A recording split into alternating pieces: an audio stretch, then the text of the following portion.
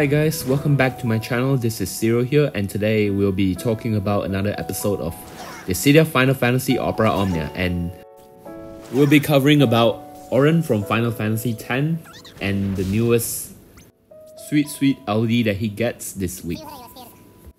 So before we proceed into explaining his kit, most people like to understand Auron as an upgrade version of Gladiolus. While you may think that that's Blocks or something, but it's actually quite similar in terms of their kits, since both of them actually covers the ally and counters, they deal AoE damage during their counters. So if you ask me, I would say that yeah, Auron is sort of like an upgrade Gladiolus right now. The beauty about his counter though is his counter damage are all ignore defense damage, so it's very usable in the sense where we have high defense stats in Lufenia Plus. That's why people actually appreciate Auron a lot. And one thing different about Auron, you may think that it might be a good thing or a bad thing, depends on how you take your opinion on the stage itself. But Auron's only use up one buff for himself and the allies for his counter and cover. So with that in mind, he doesn't use up too much slot for you to gain other buff as well. And the best part about it is there's 16 turns to himself and 12 turns to the ally, which is really a very good longevity in that sense. You can see in my run here that I do not have any sense of damage dealers except Auron's counter and Dagger's spontaneous follow-up damage. So with that in mind, Auron actually lasts the entire battle without having to worry about his LD buff falling off. So I'll say that his longevity is definitely way better than before. The weird thing I find about Auron though is that his EX delay, which is super weird considering the fact that he's a tank and he relies on off-turn damage. And delay is not really suitable for him any longer, I mean compared to before. So I was hoping that they changed that during the C90 era, but apparently they didn't. But he does. I mean, he's really good during the C90 era. Part of the reason why people want him is also how future-proof he is during the FR era. So regardless of whether you're a new player or a veteran, I think picking up Auron is definitely a very good choice, especially when his banner is still live after Shiva. So definitely try to maybe put some of your resources onto his banner if you haven't get it yet. You can try to get all those resources from Shiva farming though. And I wish you good luck on that. But yeah, Auron definitely worth the pickup. I'm lucky to get his kit within a few tickets, so I hope that you get yours too. Alright, so moving on, we'll be talking about the next character that most people find very complicated to use, which is Shelke. Shelke is basically a unit that takes up a lot of turns, actually more turns than you can anticipate she does. Her kit is, like I said, fairly complicated, but it will be a lot easier if you understand how her warping mechanism works. So basically, the simple idea to understand Shelke is she warps every turn after the enemy move, and after she takes her own turn, she warps as well. So to do that though, she needs to keep her overhead buff active. And to keep that active, you need to use her skill 2 or her EX, so to extend her overhead buff. So you can actually abuse Shelke free turns by using her additional ability as well as her LD, since it gives her instant turn and reset all the warping idea behind her. So she's not like Realm or El Notch, where, like if you recall, if you use their additional abilities during their warp turns, it will not grant them the free turns that it usually does during your own turns. But for Shelke though, it's different because it still grants her instant turn, which she can abuse again using her skill, so that she can warp herself into the turn again. And by doing so, you can check out my run here, where I try to manipulate her turns and abuse Cloud of Darkness follow-up attack as much as possible. The only thing about her free turns though is she still takes up a lot of turn counts, so you might want to be careful on that sense. Her LD refresh all her skill, make it a lot easier to manipulate her free turns because she gained more access to a higher skill count of her additional ability. Though you might not want to spend too much because, like I said, it doesn't actually reduce her turn count. She still takes up a lot of turns. Regardless though, I think Shelke is very much overlooked and I think she's a lot fun to play with. I definitely want to try her in other Lufenia. I think her issue is that she takes up a lot of turns, which is not really Lufenia or friendly. This is why also one of the reasons the FR charge gauge is so popular right now compared to Lufenia, because you're more flexible in team building, and definitely this is the attractive point in that sense. Alright, and I'll talk a little bit about Cait as well, or Cait Sith, which I normally call it. I didn't get his full kit because I don't have his EX, but I did get his LD though, so he's only going to be staying as a call where he's originally going to be at.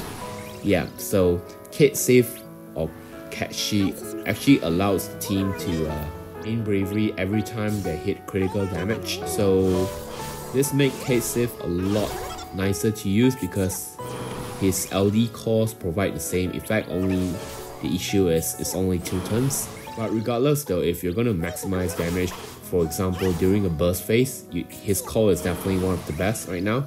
Of course you can also run him in the party to get the maximum effect of his LD, but it's not really suitable for me since I don't have his EX. But yeah, there's not much to talk about because I didn't make a run about him. But still, I think that his call is quite commonly used right now and will definitely be more common when we see more Lufenia's plus stage reduction. One thing to take note though is that his LD actually synergizes really well with Auron and Bards, because the Brave gain up also increased the bravery gain from his LD buff. Yeah, so you might want to try out the synergy between the 3 of them and see how it goes. So our last topic we'll be discussing today is Dagger or Garnet. I think people kind of overlook her kit and only pull for her because she's a favorite, or a waifu like me. Not that there's anything wrong with it, I just want to talk about how I think that her kit is underappreciated. So Garnet LD actually grants her a very unique follow-up attack where she only follow up after every 4 turns regardless of the enemy's action or her own action. And this LD deals very good damage, it's 100% splash AoE and it batteries the party.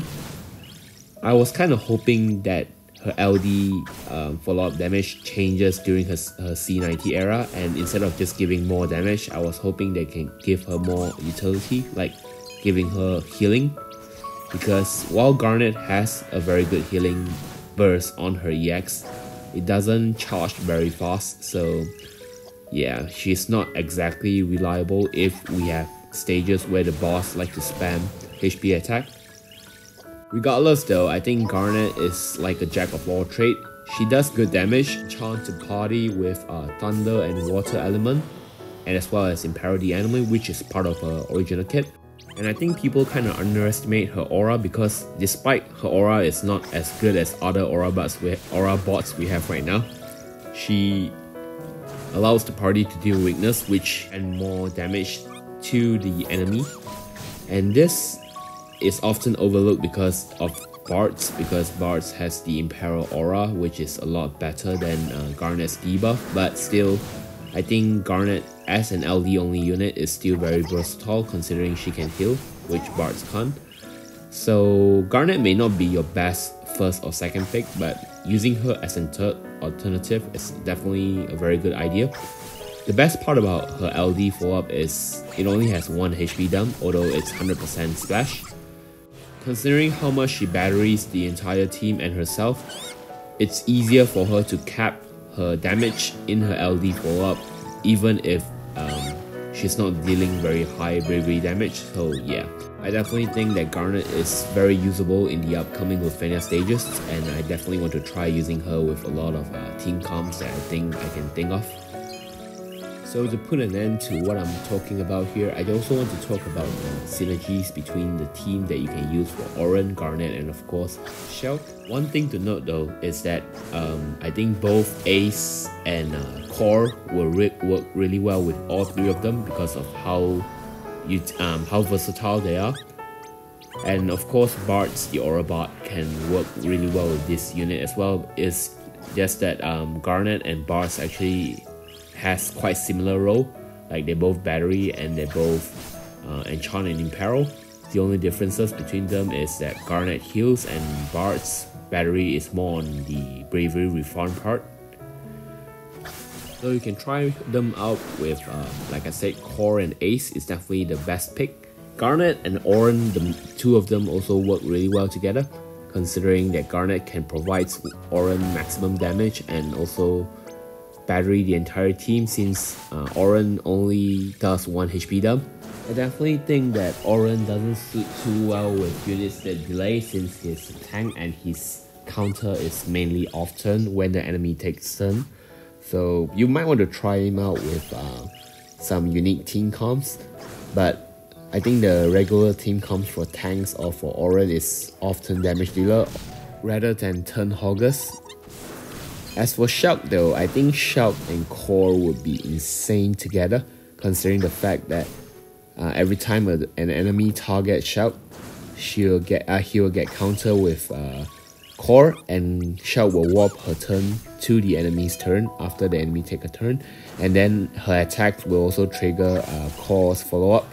The only downside about this though is Shelke's, every time when she uses her LD, she reset not just her debuff and her skill count, she also reset the buff to her original where she started the wave. So Core buff will be removed and Shelke will have to let Core take a turn to apply the buff again before she continues abusing her free turns and everything. Alright, so that will be it for this time, and I hope you enjoy about the discussion we currently have about the units that I recently pulled. I'm quite happy with the results I get from this month's banner. Twins didn't take up too much of my gems, and I get Garnets and Aurons within manageable resources. I did use my tokens on Twins a little bit early, but it doesn't matter because I didn't get their BTs in the end anyway. So yeah, I hope next month will stays the same, but there's not a lot of unit I want next month. We'll see how it goes. I'll be putting up my full plans later maybe, or tomorrow. Thank you again for watching, and I will see you guys next time in the next video. Cheers.